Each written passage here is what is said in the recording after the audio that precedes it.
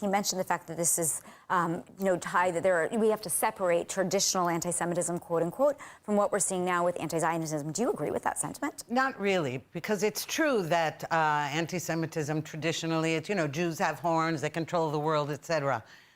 But that doesn't mean that this other type of anti-Semitism is any less anti-Semitic.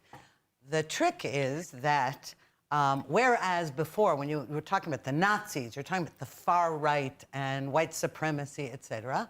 And today, that's intermingled with global jihad. And I don't think it has anything to do with this hatred of Israel and Jews. The reason I think that they're interconnected, that I don't see that the political system has anything to do with it.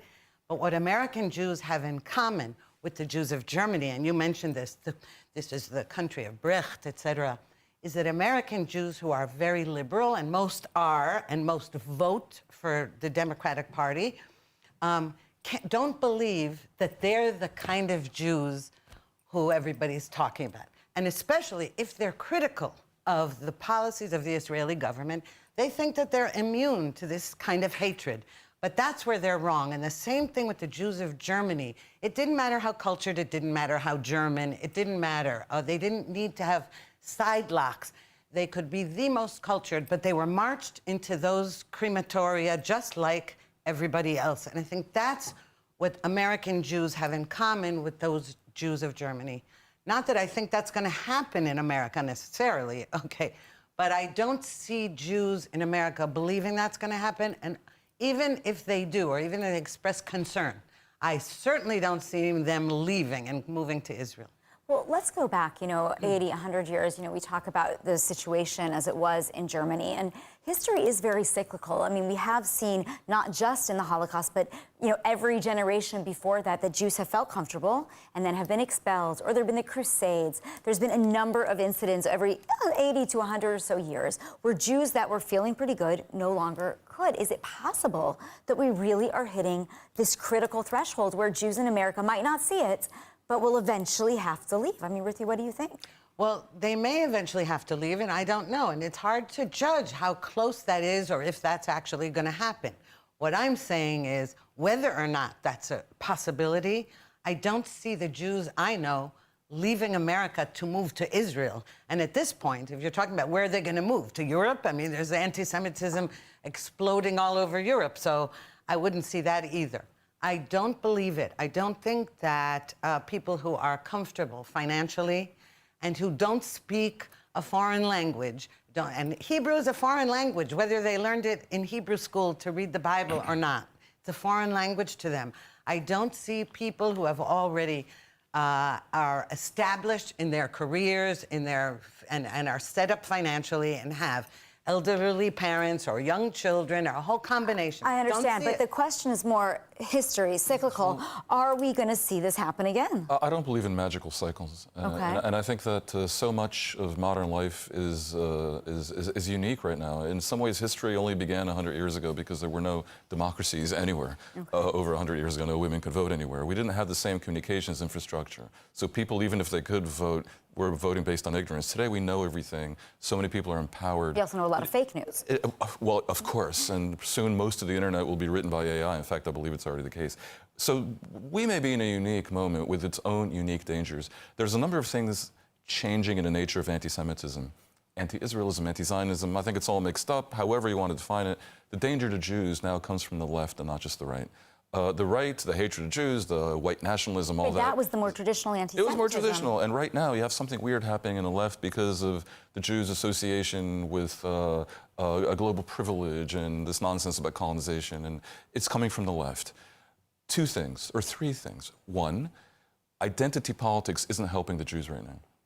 The idea that you shouldn't be targeted, no matter what kind of Jew you are going to be targeted, that only works if people are obsessed with tribal identity. Identity politics coming from the left, oddly, as much as the right now, is driving things in that direction. No matter what kind of Jew you are, you're going to be hated by people who hate the Jews. Secondly, violence used to be mostly the domain of the right.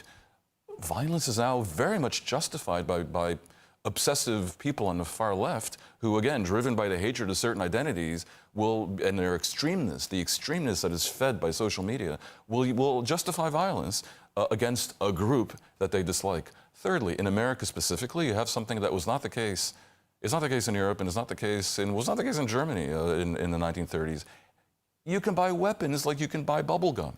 So if everyone's justifying hatred against the Jews, and hatred against, or so many people are in the right and the left, and hatred against the Jews is driven by identity politics and is caused by actions of Israel, in part, actions that are indeed disliked by a lot of people, and so many people have weapons, that's obviously dangerous to any group that's going to be hated. And right now, beyond the standard issue garden variety hatred of Jews, you have a lot of it being driven by, the world's most publicized war, and a very brutal one happening in Gaza. But Dan, why is the American government, which seems to be so pro-Israel and pro-Jewish, I mean, Donald Trump is certainly taking many steps, he claims, in order Trump is not pro-anything. To fight anti-Semitism. He's certainly taking many steps, and the FBI has obviously opened investigations, but it doesn't seem to be truly being taken as seriously as it could be. I mean, I'm just thinking back to Ferguson, George Floyd, the society, when they saw something going wrong, came out to the streets, even in mass protest, in order to defend these people. And here we've had now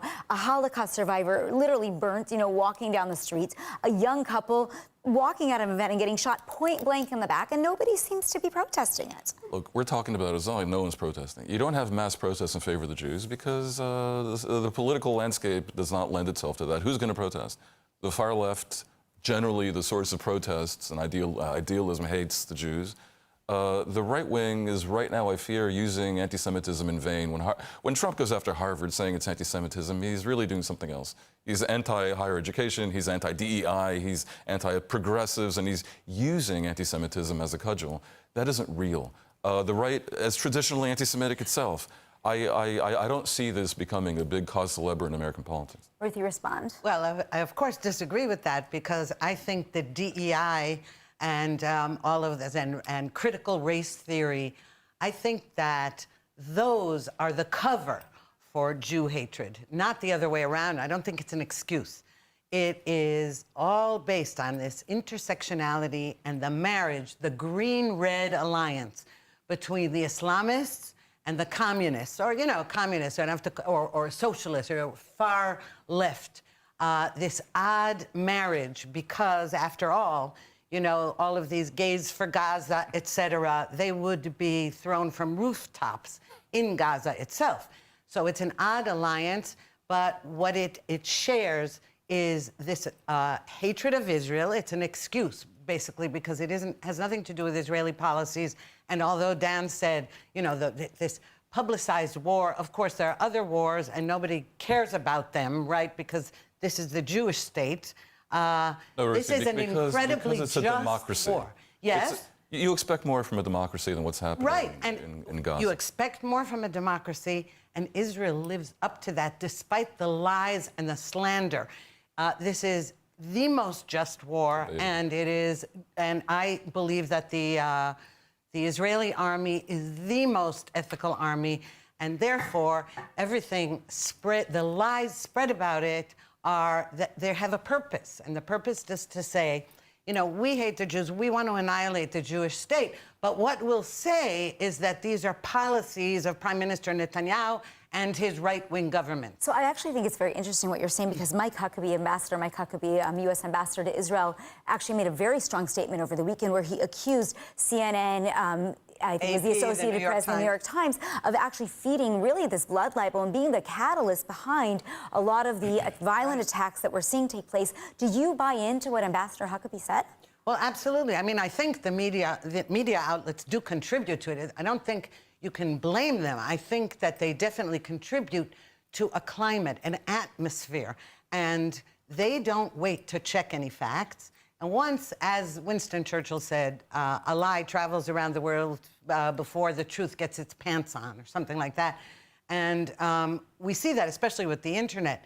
I actually heard somebody criticize, I've heard this on TV recently, that it took the army, the Israeli army, a good 7 hours to refute the lie that Israeli soldiers were firing on Gazans going to the humanitarian aid stations. It did take them 7 hours, but you see, this is what you have is asymmetric propaganda warfare as well, because the Israeli army actually does investigate.